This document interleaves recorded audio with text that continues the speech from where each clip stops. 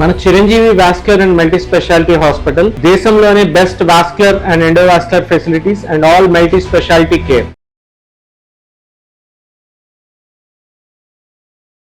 Madam, మలబద్ధకం ఈ సమస్యని సమస్యగా భావించాలి అంటారు. అవసరమే కదా, ఈ రోజు కాకపోతే రేపు వెళ్తాం, పొట్ట క్లీన్ చేసుకుంటాం. ఇంటర్నల్ గా అయితే ఏం ఇబ్బంది అవ్వదని చాలా మంది అనుకుంటారు. రేపు వెళ్తాం, పోస్ట్ పోన్ చేస్తుంటారు. ఏంటి దీన్ని సమస్యగా తీసుకోవాలి అంటారా మేడం?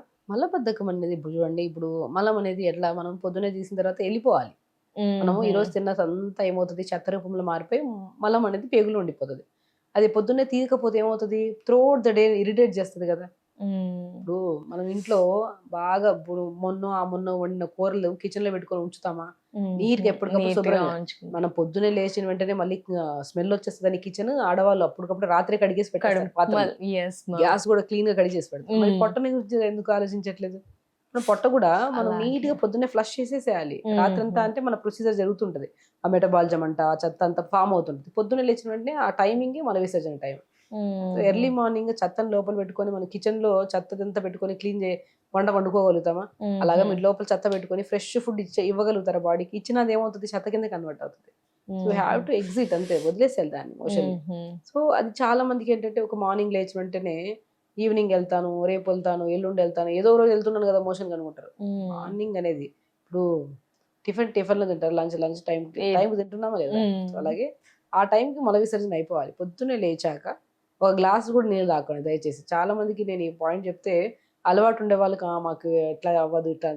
పొద్దున్నే లేచి బెడ్ దిగిన వెంటనే వాష్రూమ్ వెళ్ళి మొత్తం మల విసర్జన చేసి బయటకు వచ్చి యోగా చేసుకుని దాని తర్వాత నీళ్లు అవన్నీ ప్రాపర్గా తాగండి బ్రష్ చేసుకున్న తర్వాత. సో ఎవ్రీథింగ్ మనం ఏంటి పొద్దున ప్రొసీజర్ అది ఎవరైనా సరే. లేదు మీకు అలవాటు ఉందంటే కొద్దిగా, చాలా మందికి ఎక్సర్సైజ్ చేసిన తర్వాత మోషన్కి వెళ్తుంటారు. ఏదో ఒకటి మార్నింగ్ అయితే మల విసర్జన అయిపోవాలి ఖచ్చితంగా. లోపల పెట్టుకొని మనం డే అంతా ఉండలేదు. ఏం జరుగుతుందంటారు మేడం అలా స్కిప్ చేయడం వల్ల కానీ, నెగ్లెక్ట్ చేయడం వల్ల? బాడీ అంతా ఒక కైండ్ ఆఫ్ స్మెల్ వచ్చేస్తుంది. జుట్టు ఇంటర్నల్ గా ఏమైనా ఆర్గాన్స్ దెబ్బతింటాయమ్మా? డెఫినెట్ గా. ఇప్పుడు పేగులే కదా మెయిన్, గుడ్ బ్యాక్టీరియా ఫార్మ్ చేసేది పేగులు. పేగులు కరెక్ట్ లేకపోతే మనకి ఎక్కడ జీర్ణాశయం ఎక్కడ ఉంటుంది, బాగుంటది. ఇప్పుడు మనకి న్యూట్రిషన్, ఇప్పుడు తిన్న స్టమక్ లో తిన్నప్పుడు మనం నాలుక నుంచి ఆహార నాళంలోకి వేస్తాం, ఆహార నాళం నుంచి స్టమక్ లోకి వస్తుంది. స్టమక్ లో మొత్తం డైజెస్ట్ చూస్తూ మొత్తం మిక్స్ అయిపోయి ఎక్కడికి వస్తుంది, పేగుల్లోకి వస్తుంది. స్మాల్ ఇంటెస్టైన్ నుంచి లార్జ్ ఇంటెస్టైన్ వచ్చి మొత్తం మేనేస్తారు బయటకు వచ్చేస్తుంది. సో స్మాల్ ఇంటెస్టైన్ ఉంది కదా, చిన్న పేగు ఉంది కదా, చిన్న పేగుల్లోనే న్యూట్రిషన్ కింద కన్వర్ట్ అవుతుంది. ఇదే బ్లడ్ కింద కన్వర్ట్ అవుతుంది, ఆ బ్లడ్ ఎనర్జీ కింద కన్వర్ట్ అవుతుంది. ఆ పేగులు క్లీన్ గా లేకపోతే మనం ఎక్కడి నుంచి ఇది అవుతుంది? పొట్ట బాగుండాలి, ఆహార నాళం బాగుండాలి, ప్రతిదీ. డైజెస్టివ్ సిస్టమ్ అంటే నాలుగు నుంచి స్టార్ట్ చేసుకొని మోషన్కి వెళ్ళే పార్ట్ వరకు డైజెస్టివ్ సిస్టమ్. ఇది మొత్తం క్లీన్ గా ఉండాలి. మీరు ఇక్కడ బాగాలేదనుకోండి, అన్నం దిగుతున్నప్పుడు ఇక్కడ బాగాలేదనుకోండి, అన్నం అంతా చెత్త కింద కనబడుతుంది, కప్ప మారిపోతుంది. ఇక్కడ బాగాలేదు, అదొక ఇబ్బంది. పొట్టలో బాగాలేదు, కింద ఏది బాగున్నా బాగుండాలి. మొత్తం లోపల మొత్తం నాలుక నుంచి పేగుల వరకు ప్రతిదీ క్లీన్ గా ఉంటేనే మన ఆరోగ్యం బాగుంటది. పొద్దున్న లేచి మల విసర్జన చెయ్యండి. ఒకవేళ అవ్వట్లేదు అనుకోండి, మీరు అలవాటు అయిపోయింటారు రకరకాలవి. కాబట్టి అవ్వట్లేదంటే ఒకటి మైండ్ అనేది చాలా ప్లే చేస్తుంది ఇక్కడ.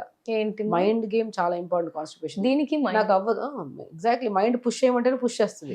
యానల్ స్పింక్టర్ అని ఉంటది, అంటే స్పింక్టర్ ఈజ్ నథింగ్ బట్ ఇలా ఒక చిన్న మూతలాగా ఉంటది. బ్రెయిన్ టార్గెట్ ఇచ్చేస్తుంది, దాన్ని పుష్ చేసేస్తుంది. అది ఓపెన్ అయిపోతుంది, మోషన్ బయటకు వచ్చేస్తుంది. సో ఆ బ్రెయిన్ సిగ్నల్ పంపించలేదు అనుకోండి స్పింక్టర్ కి, అది లాకే ఉంటది. మీ ఎంత పుష్ చేద్దామన్నా పుష్ చేద్దామన్నా స్పింక్టర్ లూజ్ అవ్వకపోతే మనకి ఎక్కడి నుంచి వస్తుంది మోషన్? సో బ్రెయిన్ గేమ్ చాలా ఉంటుంది కాన్స్టిపేషన్. కాబట్టి నాకు రేపు పొద్దునే ఈ రోజు మోషన్ అవ్వలేదు అనుకోండి, ఈ రోజు నుంచి ఆలోచించకండి రేపు అవుతుందో లేదో, ఎల్లుండి అవుతుందో లేదో, నేను వెళ్ళింది కొద్దిగానేమో, నాకు ఇంకా ఫుల్ఫిల్ అవ్వలేదు, ఇంకా ఫీలింగ్ ఉండిపోయింది పొట్టలో. ఎందుకు ఉంటదండి? బుర్ర ఇచ్చేసింది, సిగ్నల్ ఇచ్చేసింది, యానల్ స్పింక్టర్ కదా, కొట్టేసింది బయటికి. ఎంత తిన్నామో అంతే అవుతుంది. ఎక్కువ తింటే ఎక్కువ అవుతుంది, తక్కువ తింటే తక్కువ అవుతుంది. దాంట్లో మరి ఇంతే అయింది అంతే. చాలా మంది డీప్ డిస్కషన్ చేస్తారు నాతో, కొద్దిగా అయింది మేడం మోషన్, ఇంకా అది ఫీల్ అవ్వలేదు నాకు. ఎంత ఇస్తామో అంతే అంటారా మేడం? మీరు ఎంత ఇచ్చారో అంతే అవుతుంది మోషన్. మీరు ఇవ్వలేదు అనుకోండి అవ్వదు, మీరు ఇచ్చారనుకోండి అవుతుంది. అంటే ఫుడ్ మంచిగా ఇవ్వాలి బాడీకి. ఓన్లీ ప్రోటీన్ ఇచ్చారనుకోండి అప్పుడు టైట్ అయిపోతుంది. ప్రోటీన్ తో పాటు ఫైబర్ ఇవ్వాలి. చాలా మంది ఇప్పుడు ఏంటంటే పెద్దవాళ్ళు కూడా ప్రోటీన్ తినాలి, ప్రోటీన్ ఎక్కువ తిందాం. తింటూ డైలీ ఎందుకు, చికెన్ మటన్ అనేది వీక్లీ వన్స్ తినండి. ఆకుకూరలు, వెజిటబుల్స్, పప్పు ధాన్యాలు అన్ని ఉన్నాయి కదా, బొబ్బర్లు ఉన్నాయి, అన్ని తినండి. అవి తింటున్నారంటే ఫైబర్ కూడా ఇవ్వండి మంచిగా. అవి ఇస్తే మిక్స్ అవుతుంది మంచిగా. ఫైబర్ లేదనుకోండి ప్రోటీన్ గట్టి రాళ్ళలాగా అయిపోతుంది. మీరు ప్రోటీన్ తింటున్నారు అనుకోండి, పొట్టలోకి వెళ్ళాక అది రాళ్ళు కరగడం ఈజీయా?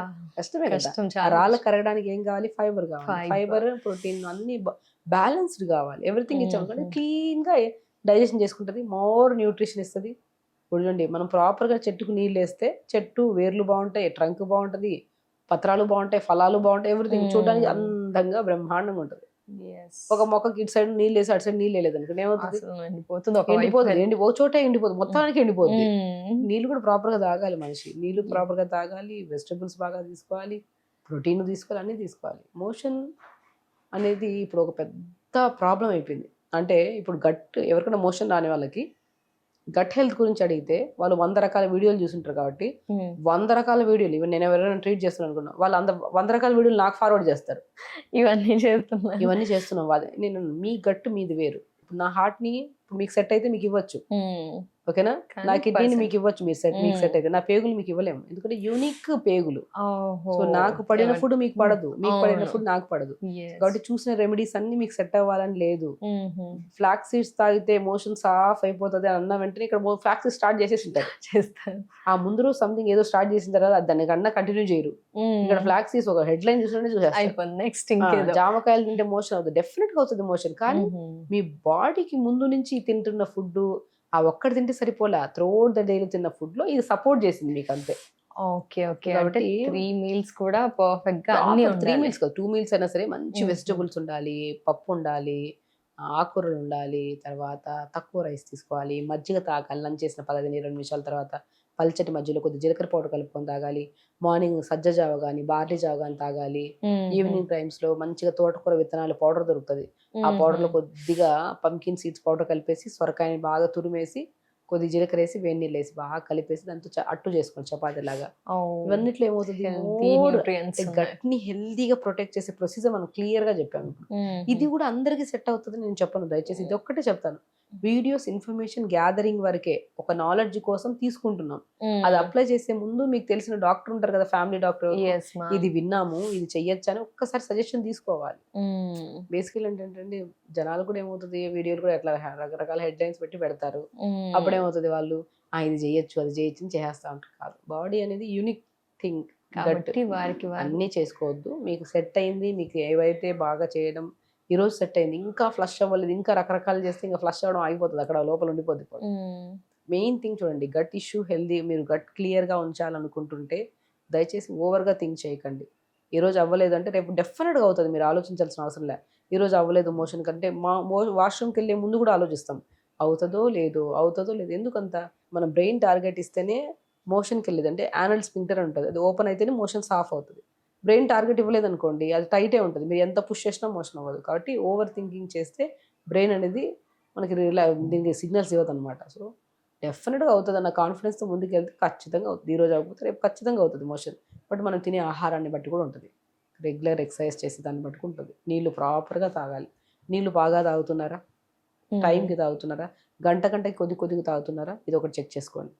ఆకుకూరలు వెజిటబుల్స్ బాగా తింటున్నారా, పొద్దున మంచిగా జొన్న జావ కానీ సజ్జ జావ కానీ తీసుకుంటున్నారా, సీడ్స్ నట్స్ తీసుకుంటున్నారా, అది చాలా ఇంపార్టెంట్. డిన్నర్ కూడా ఎర్లీగా తింటున్నారు, మోస్ట్ ఇంపార్టెంట్. నిద్ర తొందర పడుకుంటున్నారా, తొందర లెగుస్తున్నారా, అండ్ రెగ్యులర్గా ఎక్సర్సైజ్ చేస్తున్నారా, ఈ 4 కరెక్ట్ ఉన్నాయా, కాన్స్టిపేషన్ వద్దన్నా మీరు ఏది తీసుకోకపోయినా మోషన్ సాఫ్ అయిపోతుంది. ఈ 4 సరిగా లేదనుకోండి, మీరు 100 రకాల పౌడర్లు వాడండి, 100 రకాలు చెప్పిన రెమెడీస్ ఫాలో అవ్వండి, ఆ రోజుకి అవుతుంది. మళ్ళీ అది తీసుకుంటానే ఉండాల్సి వస్తుంది. ఎందుకండి బాధ? మన ఆలోచనలను బట్టి ఉంటుంది. మంచి ఆలోచిస్తే ఆరోగ్యం బాగుంటుంది, చెడ్డగా ఆలోచిస్తే ఆరోగ్యం బాగుంటుంది. సో మంచిగా ఆలోచించండి. ఈ రోజు వచ్చిన సమస్య రేపు 100% తగ్గుతుంది అనే నమ్మకంతో ముందుకెళ్ళండి. డెఫినెట్గా చెప్తున్నా, మీ సమస్య మీరే తగ్గించుకుంటారు. Thank you so much ma'am. Thank you.